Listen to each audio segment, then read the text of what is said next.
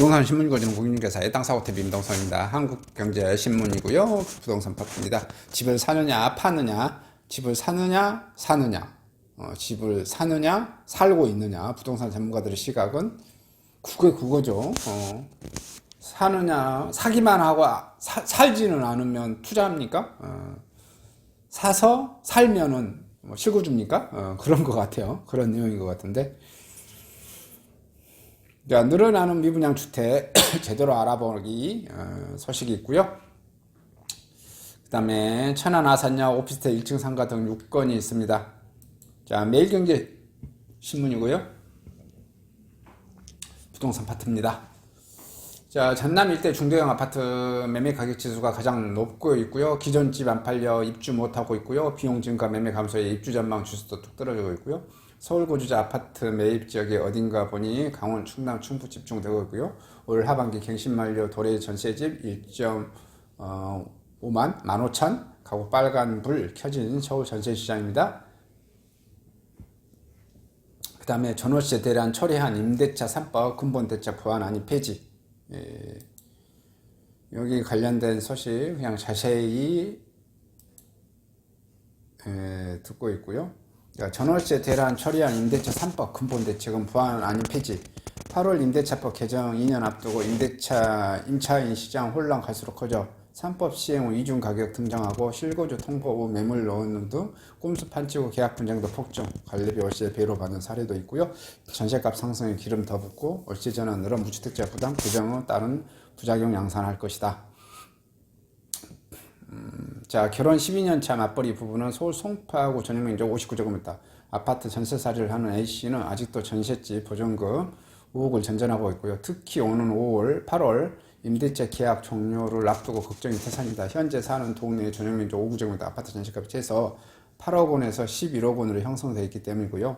A씨가 재계약을 하기 위해서 최소 3억 원 이상 올려줘야 합니다. 만약 올려주지 못하면 전세집을 비워줘야 하는데 아무리 맞벌이 부부라고 해도 급격히 상승해버린 전세값을 올려주기에 재계약인 것은 불가능한 상태고요. 결국 A씨는 서울로 출퇴근이 가능한 수도권 지역 전세집을 알아보고 있습니다. 윤석열 정부가 출범한 가운데 임대차 3법에 대한 시장 관심도 커지고 있습니다. 최근 5년간 주택가격 천정부지로 상승했던 이유는 턱없이 부족한 공급을 뒤로한 채 규제 정책 최우선을 했기 때문이고요. 특히 임차인을 위해 선의로 시행한 임대차 3법은 전월세 시장을 흔들었고 매매가격 상승도 부추겼고요. 결과적으로 무주택자인 임차인에게 큰 고통을 안겨주고 있고, 이 같은 임대차 3법 시행으로 인한 매매가격 상승 문제를 공급 확대로 내세우고 있으며 윤석열 정부가 해결할 수 있을지 부동산 시장을 주목하고 있고, 법 개정을 통해 시장에 또 다른 부작용을 유발하는 것은 법을 폐지하고 이보다 더 중요한 주택 공급을 집중할 때라는 게 시장의 중론입니다. 실제로 주택 공급이 풍부하면 매매나 전월세 시장 모두 안정된다는 사실은 과거 사례를 통해 확인할 수 있고요. 현재 서울, 성파, 서초, 강남 지역에 주목하고 있는 2cm 반포 자이, 레미안 퍼스트지 등 입주 시점에서 해당 지역에 입주 물량이 쏟아지자 미분양이 발생했고요. 그때는 임대차 3법은 물론이고 양도소득세, 중과세, 종합부동산세, 대출 규제도 없고요. 주택 수요 대비 공급이 많으면 특별한 규제를 하지 않아도 가격은 안정된다는 점에서 알게 해주는 사례고요. 따라서 지금은 주택 공급에 집중할 때고요. 대규모 주택 공급이 없이 임대차 3법과 같은 규제를 통해 시장 가격을 안정화시키려는 시도가 결국 실패했다는 것을 깨달아야 하고요. 따라서 임대차 3법을 개정한다고 해도 또다시 시장만 혼란을 처리할 수 있으니 개정이 아닌 폐지를 추진하고 지금은 대규모 주택 공급에 나서야 한다는 거고요. 임대차 3법의 핵심 내용 중 하나인 계약갱신 청구권은 임차인이 임대차 계약을 하고 2년을 거주한 후 한 번만 임대차 계약을 재계약을 2년 요구할 수 있도록 권리를 가진다는 골자인데요.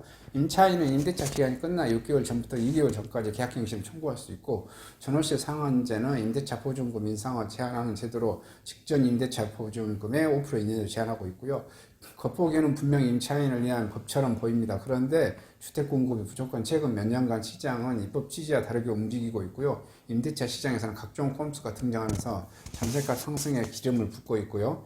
임대차 3법이 시행된 이후 임대차 시장에 이중 가격이 등장하기 시작했고요. 국토교통부 실거래가 공개 시스템에 따르면 서울 잠실동 2cm 아파트 전용면적 34.84 34평이죠. 전세계약 현황을 보면 지난해 8일 9억 300만 원에 계약됐지만 1월 12일에는 14억 원에 계약된 것도 나오고 있고요. 같은 아파트 단지 동일 면적 전세가 무려 4억 9,700만 원 차이를 보인 셈입니다. 또 옥수동 레미안 리버젠 아파트 조명 면적 84가 전세값도 비슷하고요. 지난해 12월 1일 7억 4,300만 원에 계약이 체결됐지만 올해 2월 8일에는 12억 원이 계약됐고요. 이중 전세값의 형상은 임대차 3법 시행에 따른 부작용이고요. 임차인이 계약 갱신권을 사용해 계약을 갱신할 경우는 직전 보증금에서 5%밖에 인상되지 못한 것을 체결되고 새로운 계약을 맺는 임대인은 한 번 계약하면 4년 동안 5% 이상 올리지 못한다는 생각에 최대한 전세값을 올려봤기 때문이고요. 이런 와중에 전세값 현상은 서울 지역은 물론이고 수도권 지방으로까지 확산을 하면서 시장이 자리 잡고 있고요. 특히 전세 물량이 무조건 시장에서 전세값은 더 상승할 것으로 보여 임차인에게 큰 부담을 작용하게 되고요. 전세 계약을 갱신할 때 임차인이 계약 갱신을 요구한다고 해서 무조건 갱신되지는 않는다. 임대인이 이에 해당되는 주택 실제 거래하는 경우 갱신 요구로 거절할 수 있고요. 그러나 이 같은 경우도 임대인이 꼼수를 부려 임차인을 분통 터지는 사례를 발생하고 있다. 필자가 아는 회사원 B씨는 임대차 기간 종료를 앞두고 계약갱신 청구권을 사용해 2년 더 갱신할 생각이었지만 임대인이 본인의 아들 신혼집으로 실거주의함으로 집을 비워달라는 연락을 받았고요. B씨는 할 수 없이 다른 동네 아파트지 6억 5천만 원 월세 60에 임대차를 맞췄고요. 현재 전세값은 보증금 2억 더 주고 계약한 셈입니다. 임대인은 아들을 파혼해 실거주를 못할 상황이다. 그래서 임대인이 새로운 임대 계약해야 한다는 협조해달라고 B씨에게 요청했고 결국 임대인은 보증금 3억을 더 올려 다른 새로운 사람과 임대차 계약을 마쳤다. B씨는 분통이 터져 임대인은 상당 손해배상 청구를 청구해봤지만 회사 일이 바빠 포기했다.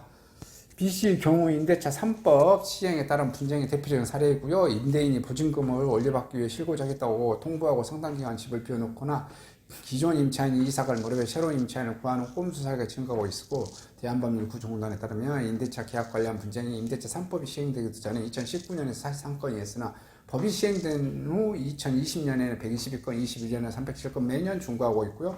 시장에서는 임대인과 임차인 간 갈등이 임대차 3법 시행이 더 심해지고 있고요. 또한 보증금이나 월세 등 관리비를 인상하는 꼼수도 있고요. 주로 월세 비중이 높은 오피스텔, 원룸 등은 임대차 시행에서 관리비 인상이 높은 편이고요. 임대인들은 전월세 상한제 시행 이후 상한제 적용을 받지 않은 관리비를 올리고 있다. 심지어 월세보다 관리비가 2배 이상 비싼 매물도 나오고 있고요. 부동산학에 따라서는 전월세 상한제 때문에 보증금을 인상하지 못하는 대신 관리비를 인상하는 꼼수를 부리는 매물이 늘어났기 때문입니다. 하지만 지방자치단체는 이 같은 실태조차 파악하지 못하고 게다가 관리비 인상 꼼수를 제한할 수 있는 마땅한 방법 또한 보이지 않고 있다.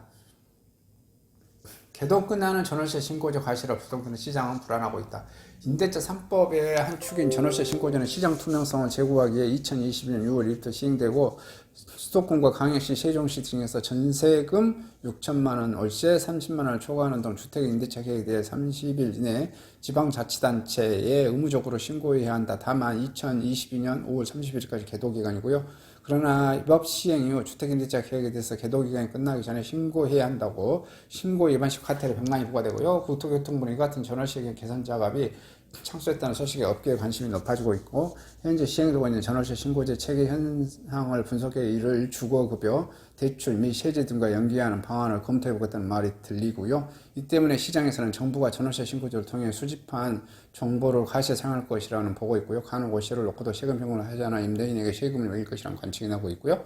시장에서는 전월세 신고제가 엉뚱한 것으로 불똥이 튀어 나비 효과를 일으킬 조짐도 보이고 필자와 최근 상담하는 직장 신혼 월가를 결혼할 계획에 있고요. 신혼집 마련에 들어가는 전세보증금 중 일부인 2억 원 정도를 부모님에게 도움을 받을 예정이고요.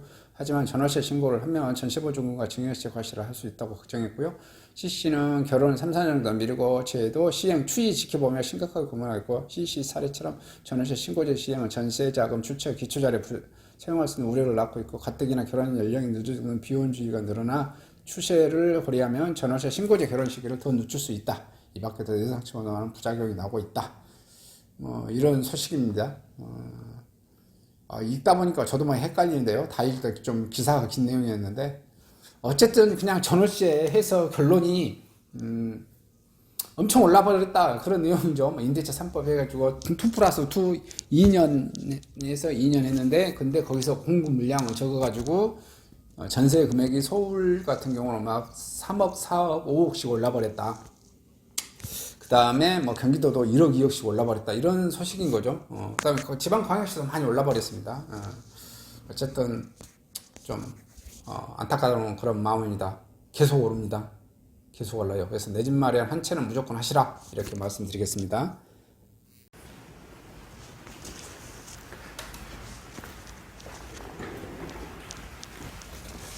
안녕하십니까. 저는 네이버 카페 빛가람 혁신도시 카페를 운영하고 있는 카페직이고요. 카페 활동하고 있는 카페 부동산입니다.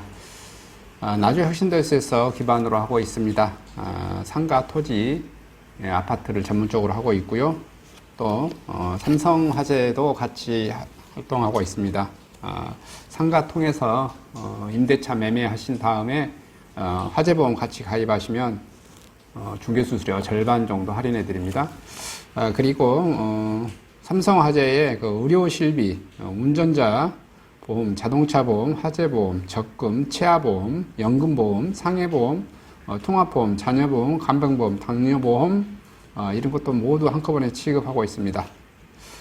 보험을 또 가입하게 되시면 또 이렇게 저를 통해서 상가 이렇게 임대차 내시고 하시면 네이버 카페 빛가람 혁신도시 카페에 홍보를 해드리고요.